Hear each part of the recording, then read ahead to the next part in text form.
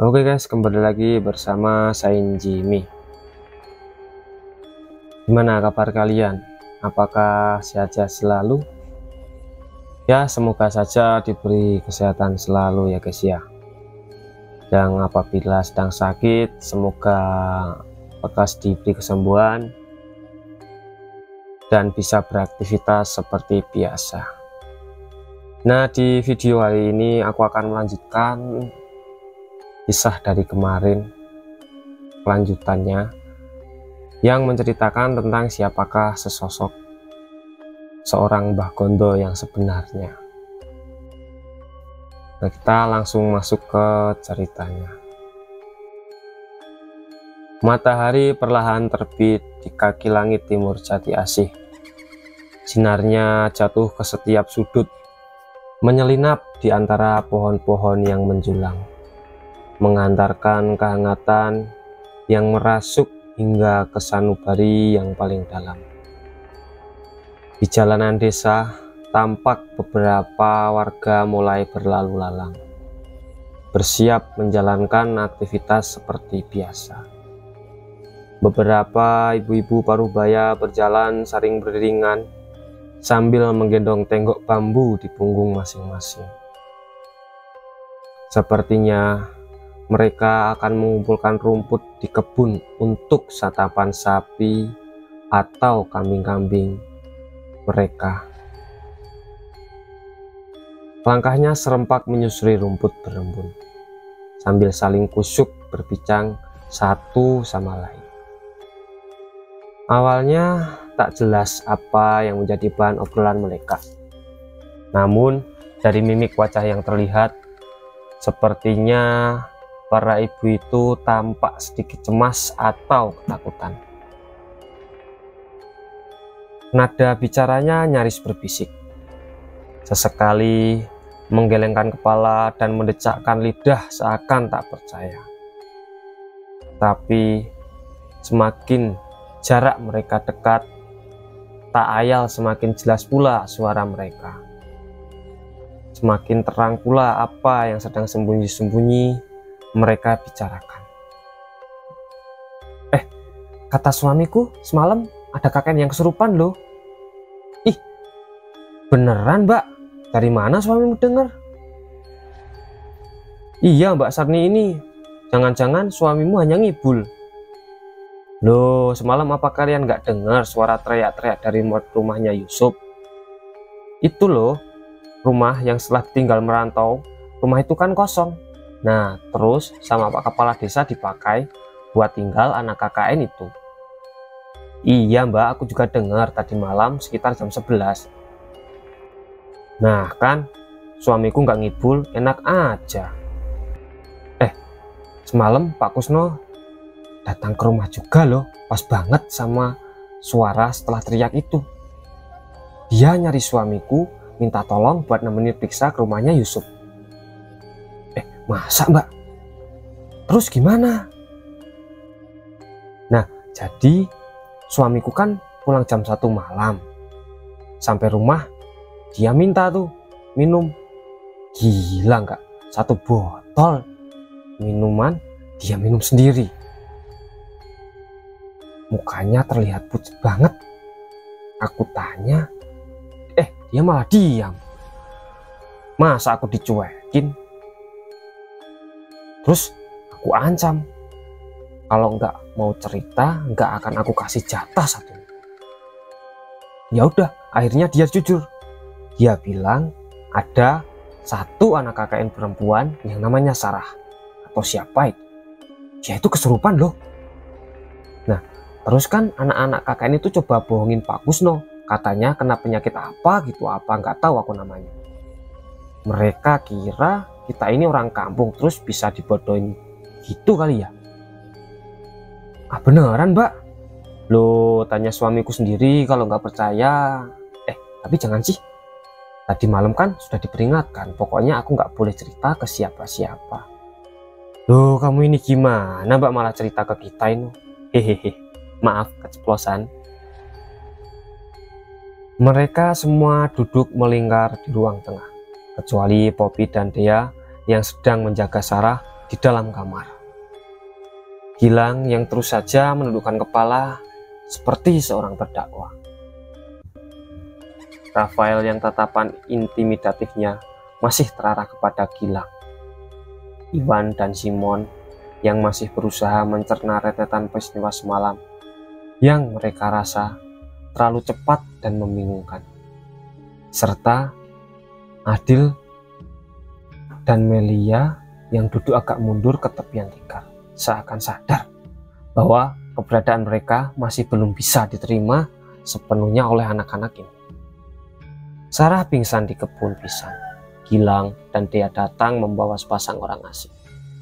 Kemudian Sarah tiba-tiba menjerit sekeras-kerasnya dan entah bagaimana kakinya melayang beberapa senti dari atas ranjang.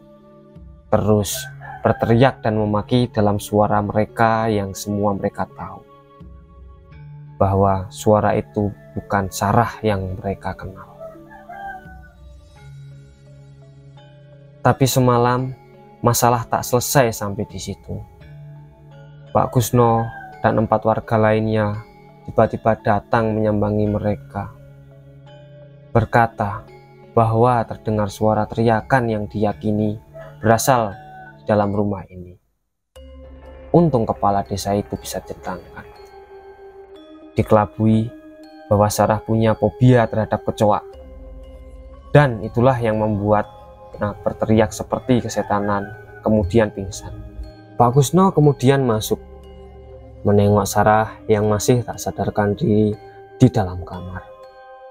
Kemudian menganggukkan kepala kepada 4 warga lainnya, seakan memberi kode bahwa semuanya baik-baik saja. Walah, penyakit orang kota itu aneh-aneh saja. Pokoknya adik-adik jaga diri ya. Saya pamit dulu, pesan singkat sebelum berlalu meninggalkan rumah markas KKN. Setelah itu, inilah yang terjadi. Mereka duduk di ruang tengah, sama-sama diam, sama-sama pusing, sama-sama tak bisa tidur.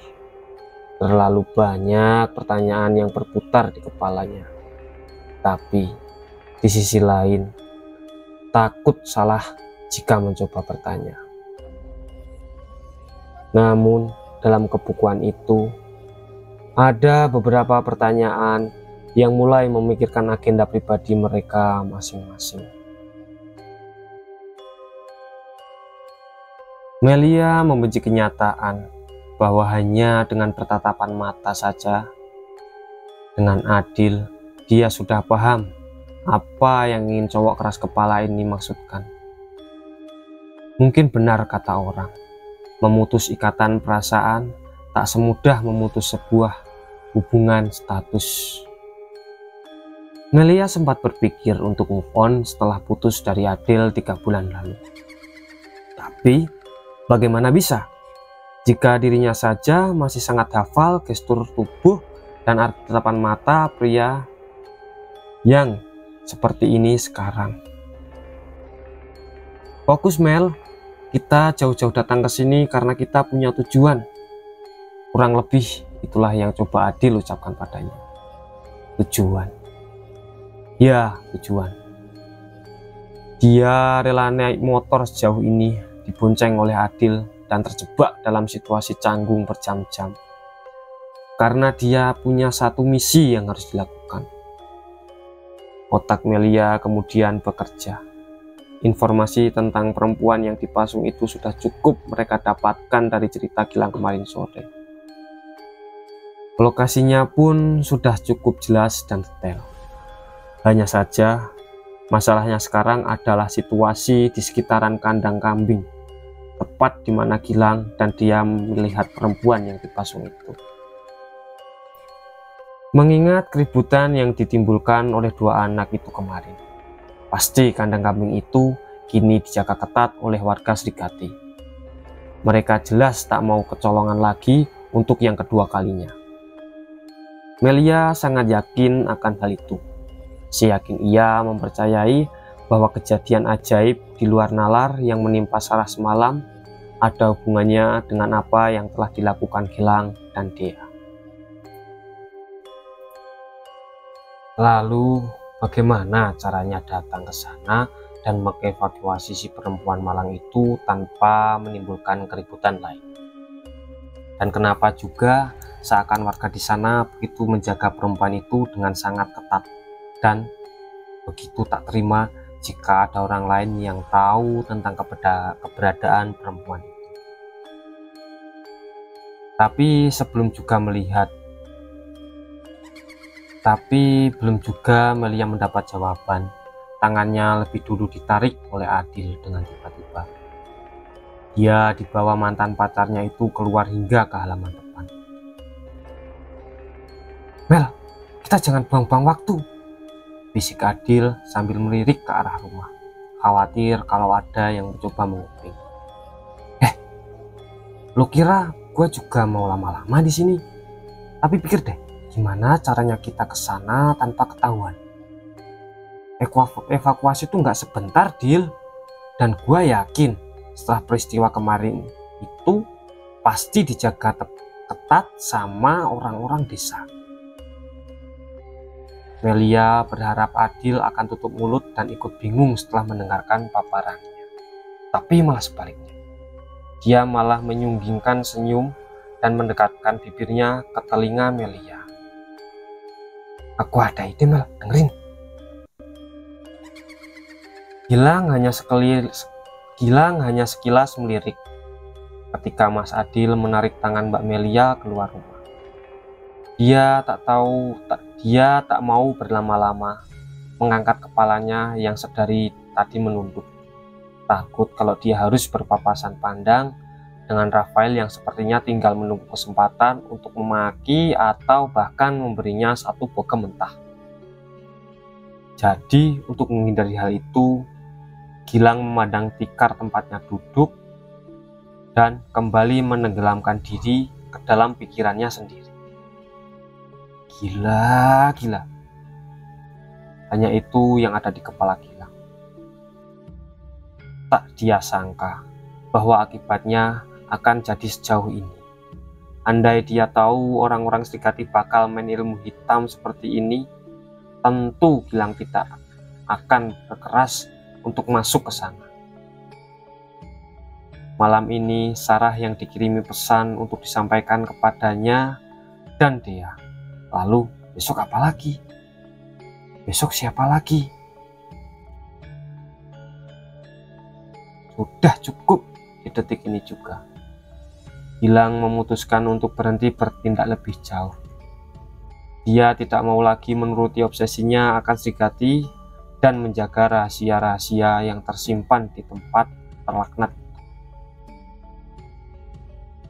Kini yang harus dipikirkan adalah bagaimana caranya untuk menghindari masalah yang lebih besar. Dan Gilang tak menimbulkan pilihan lain kecuali segera pergi dari tempat ini. Semua sudah menjadi kacau. Bahkan terlampau kacau untuk bisa kita perbaiki. Dan yang jauh lebih penting dari itu adalah sebuah kesadaran bahwa bisa saja nyawa terancam jika dia tak segera mengambil keputusan langkah 1000. Gilang sadar dan tak mau kena tulah dan mati di tempat kecil ini. Rencana kemudian tersusun dengan teramat cepat di kepalanya. Dia tak perlu membawa semua barangnya. Itu terlalu mencurigakan. Cukup satu tas kecil. Dan tentu saja jurnal tentang Serigati yang ia simpan di dalam kamar. Gilang bisa beralasan untuk mencari sinyal ke Semani. Dari kecamatan itu ada bus kecil yang akan membawanya ke terminal kota. Dan di sana dia bisa langsung pulang ke rumah. Setelah itu Gilang berencana untuk memesan tiket untuk pergi menyusul ibunya ke Bali. Ya, hanya itu rencana yang terbaik yang dia punya. Toh, sempat ketahuannya santet atau teluh tak akan bisa menyeberang lautan. Dia akan aman di sana. Nyawanya akan terselamatkan. Harapan itu muncul dan mulai berkembang di hati Gilang. dia dibenarkan kecamatannya dan bangkit dari duduk. Melangkah tenang menuju kamar sambil berharap tak ada satupun dari kawan-kawannya yang mencurigai. Tapi pada kenyataannya ada hal lain yang membuat rencana Gilang berantakan. Karena sesampainya di dalam kamar, ia memutuskan tasnya sudah terbuka lebar. Hatinya tiba-tiba berdegup kencang sekali. Segera ia raih tas itu untuk mencari sesuatu di dalamnya. Jurnal itu, jurnal tentang si gadis itu. Di mana? Di mana jurnal itu? Tidak ada di tempatnya.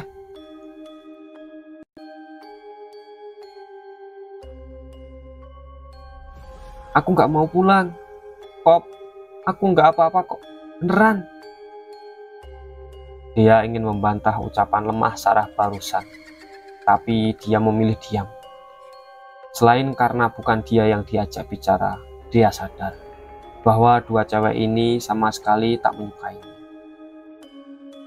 Bahkan sejak awal KKN, dia diperkenalkan oleh Gilang sebagai penganggap kelompok KKN. Sarah dan Poppy juga menunjukkan sikap yang tak bersahabat. Mereka bicara seperlunya, menyapa seperlunya, dan bahkan rasanya mereka tak pernah membicarakan hal lain pada dia kecuali tentang perkara proker KKN. Tak jarang pula, dia merasa Poppy dan Sarah sengaja memamerkan keakraban tanpa berniat mengajaknya untuk turut berbagi canda dan cerita. Kamu adalah KKN kami, tapi bukan sahabat kami. Kamu adalah orang asing, yang setelah KKN ini selesai, kami tak punya lagi kewajiban untuk menyapa atau bicara dengan. Kurang lebih seperti itu yang dia tangkap dari sikap keduanya. 3 hari pertama, semua terasa berat bagi dia. Dia merasa dikucilkan, dirundung, dan diasingkan. Maka dari itu, dia jadi lebih dekat dengan Gilang, karena hanya pria itulah yang dia kenal dengan baik. Bahkan walaupun Gilang berubah menjadi begitu menyebalkan, dan sekarang menjerumuskannya ke dalam masalah besar, dia tak pernah bisa lepas darinya. Tapi kini dia sudah tak peduli lagi dengan Poppy dan Sarah. Dia tak peduli lagi dengan Gilang. Bahkan dia tak peduli lagi dengan kelompok KKN ini. Toh, sejak peristiwa semalam, program KKN mereka tidak akan pernah selesai. Dia sadar kelompok ini akan kurang. 2 bulan masa pengabdian tak akan bisa mereka selesaikan. Karena walaupun Sarah menolak, dia akan tetap pulang hari ini juga. Dia hanya tidak tahu bahwa semua sudah sepakat untuk mengabari keluarga. Selepas subuh tadi, Simon diberi mandat untuk pergi ke kecamatan Semani, yaitu tempat terdekat untuk mendapatkan sinyal telepon, dan menghubungi ayahnya Sarah yang langsung berinisiatif untuk membawa anaknya pulang. Kelompok ini sudah jelas akan selesai. Beritanya akan segera menyebar, cepat atau lambat. Kampus akan mendengar peristiwa ini dan mereka semua akan ditarik dari Jatiasi. Tapi dia tak mau pulang dengan tangan hampa. Dia tak mau pergi dari tempat ini tanpa menemukan jawaban atas semua pertanyaan. Dan langkah pertama dari sebuah rencana besar miliknya sudah berhasil dijalankan. Dia melirik ke arah ranjang yang ditiduri Sarah. Di bawah kasur itu, dia menyembunyikan jurnal milik Gilang yang sempat ia curi di dalam tas si brengsek itu. Dia memanfaatkan situasi ketika semalam semua orang fokus untuk menenangkan dan meyakinkan Pak Kusno bahwa semua akan baik-baik saja.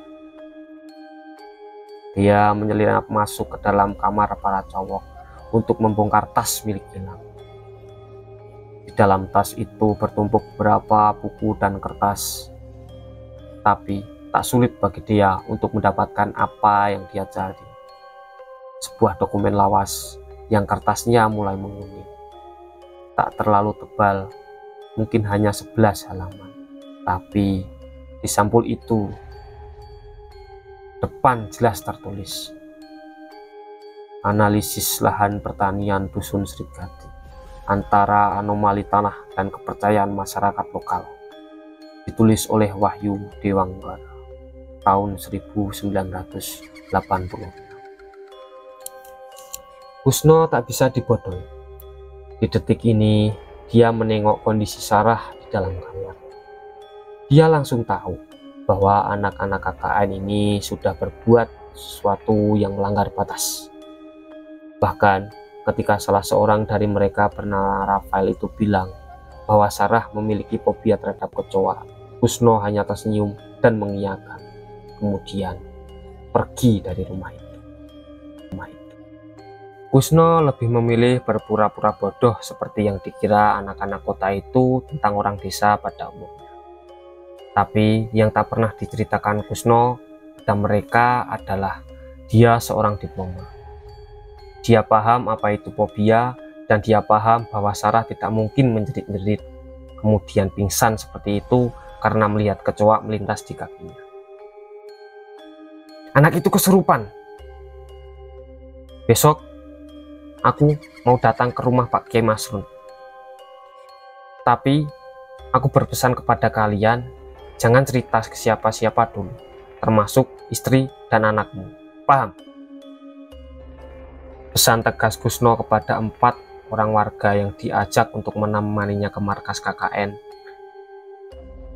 Keempatnya mengangguk patuh, kemudian pulang ke rumah masing-masing. Tapi Kusno sendiri tak bisa memejamkan matanya sampai pagi tiba. Dalam hatinya, dia berharap apa yang telah dilakukan oleh anak-anak itu tidak sefatal yang ia duga. Ia tak sabar menunggu siang hari tiba, dan selepas azan zuhur berkumandang, ia keluar motornya lalu menuju ke rumah Pak Kiai Masrun. Tak ia pedulikan ocehan istri yang sedari pagi terus mendesaknya untuk menceritakan apa yang sebenarnya terjadi kepada KKN itu. Kiai Masrun sendiri bukanlah orang jati asih. Pemuka agama sepuh yang sudah dianggap Kusno sebagai guru spiritualnya itu tinggal di desa lain yang jaraknya sekitar 5 km. Pak Kiai, saya tidak ingin membuat warga saya resah. Kiai, makanya saya datang ke sini sendirian. Kusno langsung membuka pembicaraan dengan nada resah yang tak bisa ia tutupi. Sesampainya ia di kediaman Kiai Masrun, tapi sang kiai yang terkenal dengan ilmu makrifatnya itu hanya tersenyum lembut, seakan beliau sudah tahu apa masalah yang dibawa Kusno, bahkan sebelum ia menceritakannya. Dirimu tak usah khawatir, Kus. Insya Allah kamu dan semua wargamu bakal aman dalam lindungan Allah, selama kamu masih menegakkan sholat dan memakmurkan masjid. Tapi jawaban itu belum memuaskan Kusno. Tapi maaf Pak Kiai, masalah apa yang dibuat oleh anak-anak KKN itu? Senyum bibir Kiai Masrun hilang seketika. Matanya berubah tajam memandang ke arah luar. Sejak dulu, kan saya sudah pesan, jauh-jauh dari Gondo dan pengikutnya. Orang-orang Srigadi itu sudah keblinger. Ada satu anak dari kelompok KKN itu yang membuat masalah di kandang setan. Dirinya telah melanggar batas. Selesai sudah. Kemungkinan terburuk yang tak pernah Kusno harapkan ternyata benar-benar terjadi. Selama ini, dia selalu menjaga jarak dengan semua hal yang berhubungan dengan Srigadi. Tapi sekarang, anak-anak muda dari kota yang ia harapkan bisa ikut membangun desanya yang tercinta malah menjadi pelanggar batas yang selama ini dia rawat dengan sekuat tenaga. Kusno kecewa. Dia sangat kecewa. Dirimu tak usah ikut-ikut, Kus. Tapi kalau kamu ada niat membantu mereka, caranya cuma satu: usir mereka dari Jati Asih.